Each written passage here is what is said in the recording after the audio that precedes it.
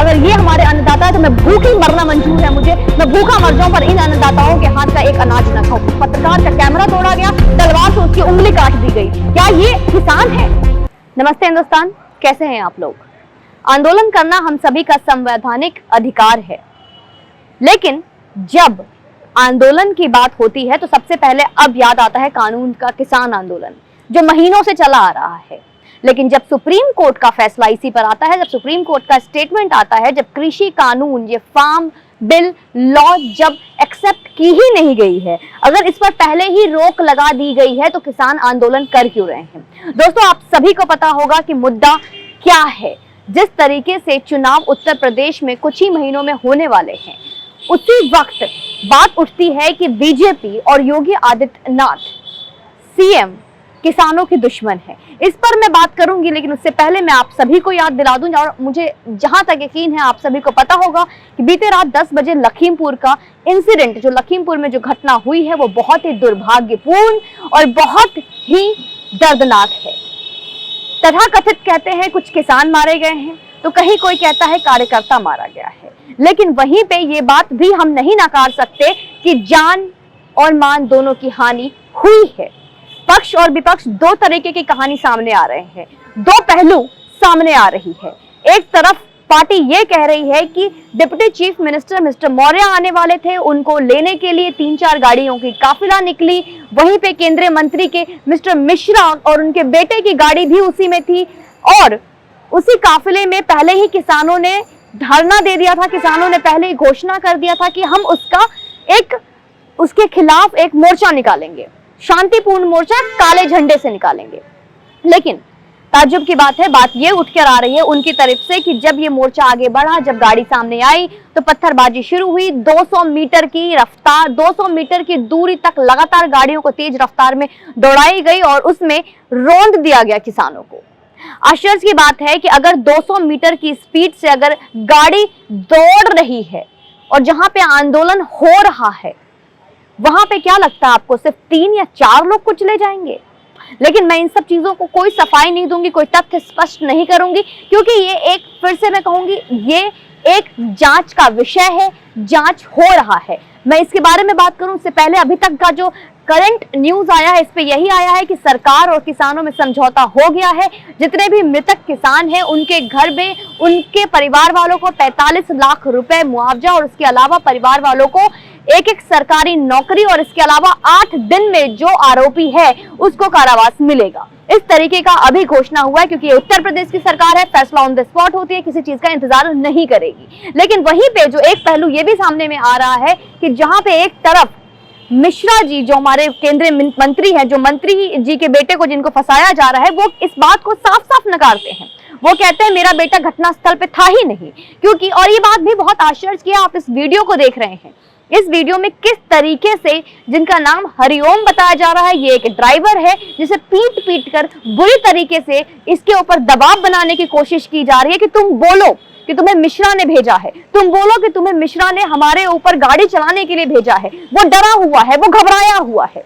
ये सारी वीडियोस, ये सारे तथ्य आप लोगों को क्लियर हो चुके होंगे, क्योंकि आप ये सुबह से लगातार ये वीडियो सामने वायरल हो रहे हैं। वहीं पे आपने देखा किस तरीके से आज भी दादी जान का एक हैशटैग लगा के पोती जान, इंदिरा गांधी की जो पौत्री है प्रियंका गांधी, किस तरीके से रात को हाहाकार मचा रही हैं। लेकिन एक बात जो अभी तक किसी ने आपको नहीं बताई होगी, और आपको विचार करना होगा और इसे सोचना होगा कि हर बार, चाहे वो पिछले हाथरस कांड की बात हो, चाहे वो आज का किस्सा हो, 2 अक्टूबर को ही प्लान, गांधी जयंती के दिन ही ये प्लान ऐसे क्यों बनाए जाते हैं, और 3 अक्टूबर की रात को ही ऐसी चीजों को साजिश क्यों की जाती है, और 3 अक्टूबर को ही ये सारी चीजें सामने क्यों आती है? क्योंकि आप देख रहे होंगे ये फोटो किस तरीके से पहले दिखाया जा रहा है कि 3 अक्टूबर को भी किस तरीके से प्रियंका गांधी उठकर आई थी और उनको फिर से हिरासत में लिया गया था, और एक बार फिर से वो झाड़ू लगाते हुए दिख रही हैं, जो कि बहुत ही इज्जत से उनको गेस्ट हाउस में रखा गया है, लेकिन जिसका वो ढिंढोरा पीट रही है। लेकिन मैं उसके लिए धन्यवाद कहती हूँ कि प्रधानमंत्री के द्वारा जिस तरीके से सफाई अभियान को वो आगे बढ़ाते हुए सफाई कर रहे हैं।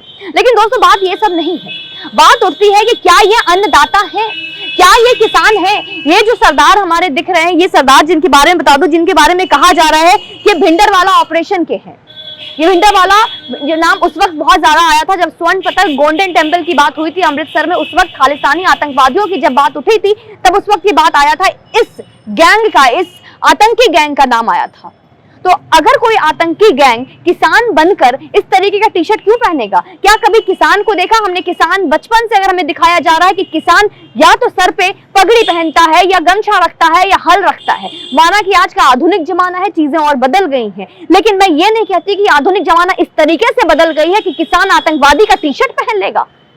दोस्तों, ये और बहुत ही पॉलिटिकल चीजों से देखा जाए तो बहुत ही हास्यास्पद है और बहुत ही राजनीतिक तरीके से देखा जाए तो बहुत ही बेवकूफाना हरकत होगी अगर कोई ये कहकर तसल्ली दिलाता है कि बीजेपी या योगी सरकार किसानों का दुश्मन होगा, जबकि हम सभी को पता है कि कुछ महीनों में चुनाव होने वाले हैं। तो क्या बीजेपी सरकार या योगी आदित्यनाथ इतना बेवकूफ है कि अपनी सीटों को कम करने के लिए ऐसे कारनामे करवाएगा, किसानों के ऊपर गाड़ियां चलवाएगा? वो जो आज के वक्त हर कोई अपनी कुर्सी चमकाने के लिए और राजनीति पार्टी स्ट्रांग करने के लिए चुनाव के वक्त भी कहते हैं, जो नेता, जो विधायक, जो मंत्री महीनों वर्षों नहीं आता, उस गांव में आके भी हाथ जोड़ के बोलता है कि मुझे टिकट दे दो और मैं आपके साथ हूं, मैं ही आपका रखवाला हूं, वो चुनाव के वक्त गाड़ियां रंधवाएगा किसानों पे। बहुत ही हास्यास्पद और बहुत ही बेवकूफाना हरकत होगा जिन्होंने भी इसको अंजाम दिया है। इससे पहले भी हमने देखा किस तरीके से तथाकथित किसान पिज्जा, एसी और किस तरीके से बंगाल की बेटियों के साथ बलात्कार के हमले सामने आए। वो दिन हमें याद है और हमें पता है ये सारी पार्टीज किस तरीके से आज अन्नदाता के कंधे पर बंदूक रख के गिद्धपना दिखा रही है। एक मुद्दा खड़ा करो, एक मुद्दा बनाओ, आतंक फैलाओ, अराजकता फैलाओ और उसी पे सारी पार्टीज किस तरीके से जितने भी विपक्षी हैं गिद्ध की तरह नोचो।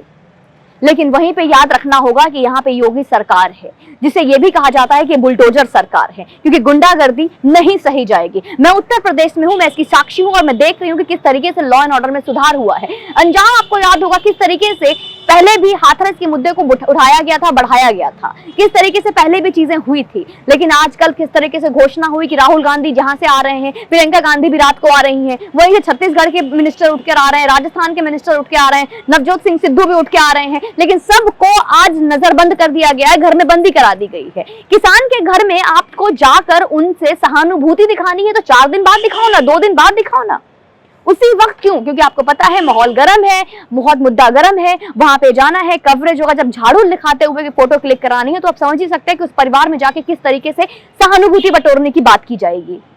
और अगर इतनी ही सहानुभूति हो तो मैं पूछती हूँ आज प्रियंका गांधी से, मैं पूछती हूँ आज सिद्धू से, मैं पूछती हूँ जितने भी बड़े बड़े नेतागण हैं, चाहे वो अखिलेश यादव जी ही क्यों ना, मैं पूछती हूँ जितने भी महान लोग जिनको कि आज दर्द हो रहा है कि किसान कुचले जा रहे हैं, कितनी रातें आपने किसान के परिवार के साथ गुजारी है, कितने दिन आपने जाके उस आंदोलन में जाकर बैठे हैं। आज अखिलेश यादव जी अपने घर के बाहर धरने दे रहे हैं, जो पुलिसकर्मी उनके ही घर की उनकी सुरक्षा कर रहा है और उन्हीं की गाड़ी को जला दिया जा रहा है और उनके कार्यकर्ताओं द्वारा दहशत फैलाया जा रहा है।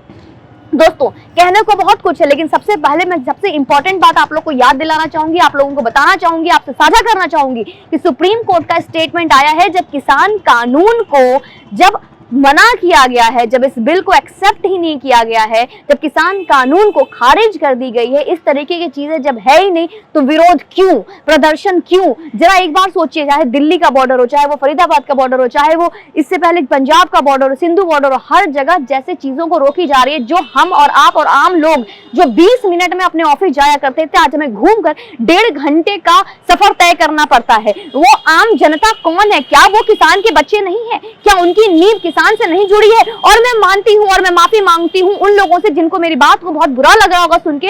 अगर ये अन्नदाता है जो डंडे से पीट पीट कर वार कर रहे हैं, जो गाड़ी को पलट रहे हैं, जो इस तरीके का आतंकी का हमला कर रहे हैं, अगर ये हमारे अन्नदाता है तो मैं भूखी मरना मंजूर है मुझे, मैं भूखा मर जाऊं पर इन अन्नदाताओं के हाथ का एक अनाज न खाऊं, क्योंकि मेरे देश का किसान ये नहीं, मेरे देश का किसान कभी ऐसा हो ही नहीं सकता जो हमला करे। मेरे देश का किसान अगर आंदोलन करेगा तो उस तरह करेगा कि वो एक शांतिपूर्वक आंदोलन होगा, आंदोलन अपना हक मांगेगा, आंदोलन में किसान अपने हक की बात करेगा। कभी भी हल जोतने वाला किसान तलवार नहीं उठाएगा। मैं तलवार का नाम इसलिए ले रही हूं क्योंकि आप न्यूज देख सकते हैं किस तरीके से एक पत्रकार का कैमरा तोड़ा गया, तलवार से उसकी उंगली काट दी गई। क्या ये किसान है?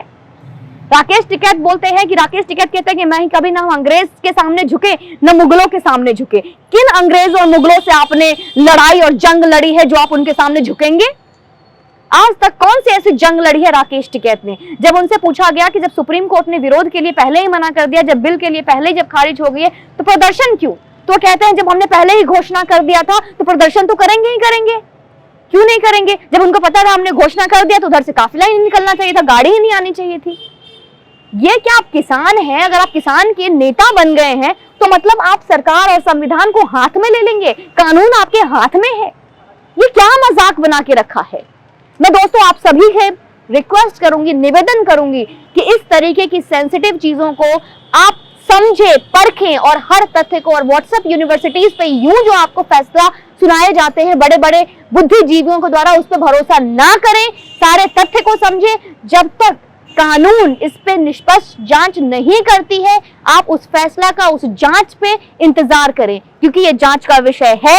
और मुझे यकीन है कानून व्यवस्था पे, सीबीआई पे और योगी सरकार पे जितने भी तरीके से जांच किए जाएंगे, क्योंकि आपने देखा किस तरीके से एक मंत्री के बेटे के ऊपर इल्जाम है तो उसके ऊपर भी 302 का धारा लगाया गया है, एफआईआर चार्ज कर दी गई है और फैसला ऑन द स्पॉट हो रहा है। तो यहाँ पे कोई शोरगुल नहीं मचाया जाएगा गिद्धों की तरह, यहाँ फैसला सुनाई जाएगी और यहाँ पे निष्पक्ष जांच की जा रही है। तो मैं आप सबसे हाथ जोड़ के निवेदन करूंगी कि आप संयम बनाए रखें, किसी भी तरीके का कोई भी संदेश या कोई भी व्हाट्सएप पे गलत मैसेजेस को सर्कुलेट ना करें, फॉरवर्ड ना करें। पहले आप एक हिंदुस्तान के नागरिक हैं और आप अपने दिल पे हाथ रख के कहें कि क्या आपके देश का अन्नदाता एक आतंकवादी संगठन से जुड़ सकता है? क्या वहां पे जो आतंकी हमले हुए हैं, जिस तरीके से डंडे से पीटा गया है, क्या अगर कोई किसान बहुत क्रोध है, बहुत आक्रोश है, क्या फिर भी वो ऐसे घटना को अंजाम दे सकता है?